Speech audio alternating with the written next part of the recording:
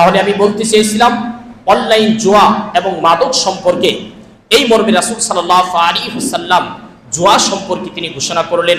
আল্লাহ রাসূল সাল্লাল্লাহু আলাইহি ওয়াসাল্লাম অনেক কঠিন ও জটিল ভাবে ঘোষণা করলেন। আল্লাহ রাসূল সাল্লাল্লাহু আলাইহি ওয়াসাল্লাম ঘোষণা করলেন যে লা ইয়াদখুলুল জান্নাতা কাম্মার, লা ইয়াদখুলুল জান্নাতা কাম্মার, লা ইয়াদখুলুল জান্নাতা কাম্মার।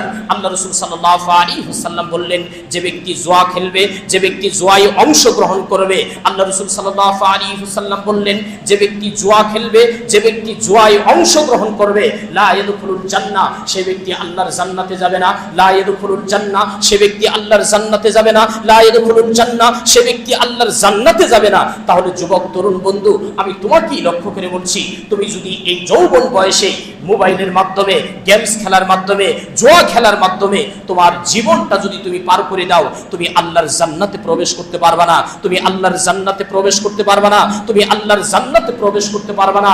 রাসূল সাল্লাল্লাহু আলাইহি ওয়াসাল্লাম ঘোষণা করলেন, কোন ব্যক্তি যদি জুয়া খেলে অপর দিকে যদি 5 ওয়াক্ত সালাত আদায় করে, তাহলে এই 5 ওয়াক্ত সালাতের মাধ্যমেও কাল কিয়ামতের দিন আল্লাহর জান্নাতে প্রবেশ করতে পারবে না। কোন ব্যক্তি যদি জুয়া খেলে অপর দিকে যদি তাহাজ্জুদের সালাত আদায় করে, এই তাহাজ্জুদের সালাতের মাধ্যমেও কাল কিয়ামতের দিন সফলতা অর্জন করতে পারবে না। কোন ব্যক্তি যদি জুয়া খেলে অপর দিকে যদি কাবা ঘরে তওয়াফ করে, হজ করে, কাবা ঘরের গিলাফ ধরে যদি কাঁদে, তাহলে এই ব্যক্তি হজ্জের মাধ্যমে কাল কিয়ামতের দিন সফলতা অর্জন করতে পারবে না। এই ব্যক্তি হজ্জের মাধ্যমে কাল কিয়ামতের দিন জান্নাতে প্রবেশ করতে পারবে না। তাহলে সম্মানিত উপস্থিতি, আমি সকলকে দৃষ্টি আকর্ষণ করে বলছি, আপনি যদি জুয়া খেলেন, আপনি যদি জুয়া খেলেন, আপনি যদি জুয়া খেলেন, আগে আপনার জুয়া ছেড়ে দিতে হবে। আগে আপনার জুয়া ছেড়ে দিতে হবে। জুয়া ছেড়ে দেওয়ার পরে আল্লাহর কাছে তওবা ইস্তিগফার করতে হবে। আল্লাহ, আমি এতদিন জুয়া খেলেছি, ভুল করেছি, আল্লাহ তুমি আমাকে মাফ করে দাও। আল্লাহ, আমি জুয়ার সাথে জড়িত ছিলাম, আমি ভুল করেছি, আল্লাহ তুমি আমাকে মাফ করে দাও। এইভাবে যখন আল্লাহকে বুঝাবেন, এইভাবে তওবা ইস্তিগফারের মাধ্যমে পরিবর্তন হয়ে যদি আপনি মৃত্যুবরণ করতে পারেন, তাহলে দাখালাল জান্নাহ, আপনার থাকার জায়গা হবে জান্নাত। আর আপনি যদি জুয়া খেলতে খেলতে মৃত্যুবরণ করেন, দাখালান নার, আপনার থাকার জায়গা অবশ্যই অবশ্যই জাহান্নাম হবে, অবশ্যই অবশ্যই জাহান্নাম হবে।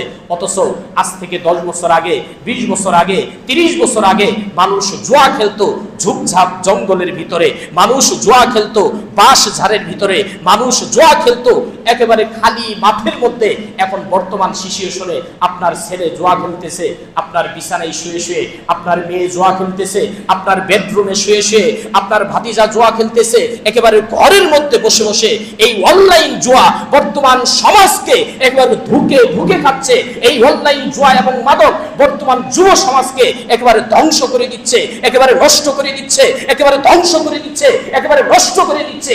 এইভাবে যদি তোমরা জুয়ার সাথে এবং অনলাইন জুয়া এবং মাদকের সাথে যদি যুব সমাজ তোমরা যদি জড়িত থাকো, তোমরা কুৎসিন কালো সফলতা অর্জন করতে পারবে না। তোমরা কুৎসিন কালো সফলতা অর্জন করতে পারবে না। তোমরা কুৎসিন কালো সফলতা অর্জন করতে পারবে না।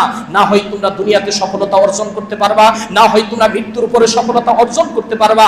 তাহলে আজই এই অনলাইন জুয়া এবং মাদককে আমাদের কবর দিতে হবে। আজই এই অনলাইন জুয়া এবং মাদককে আমাদের কবর দিতে হবে। এই অনলাইন জুয়া এবং মাদকের সাথে যেই সমস্ত যুবকরা জড়িত রয়েছে, তারা কখনো সফলতা অর্জন করতে পারবে না, তারা কখনো সফলতা অর্জন করতে পারবে না। আপনি দেখলেই চিনতে পারবেন যারা অনলাইন জুয়ার সাথে জড়িত রয়েছে, যারা মাদকের সাথে জড়িত রয়েছে, তাদের চেহারা দেখলে আপনি বুঝতে পারবেন যে চেহারাই পরিবর্তন হয়ে গেছে। চেহারার মধ্যে গুনাহের ছাপ বোঝা যাচ্ছে, চেহারাই তাদের পরিবর্তন বোঝা যাচ্ছে। তাহলে অনলাইন জুয়া এবং মাদক কতটা ভয়ঙ্কর। এই অনলাইন জুয়া এবং মাদক থেকে যুব সমাজ, আমি তোমাদেরকে হাতে পায়ে ধরে অনুরোধ করে বলছি, এই ধরনের অন্যায় অপকর্ম থেকে তোমরা বিরত থাকার চেষ্টা করবা। সেই তৌফিক আল্লাহ আমাদের সকল যুব সমাজকে দান করুক। সকলেই বলি আল্লাহুম্মা আমিন।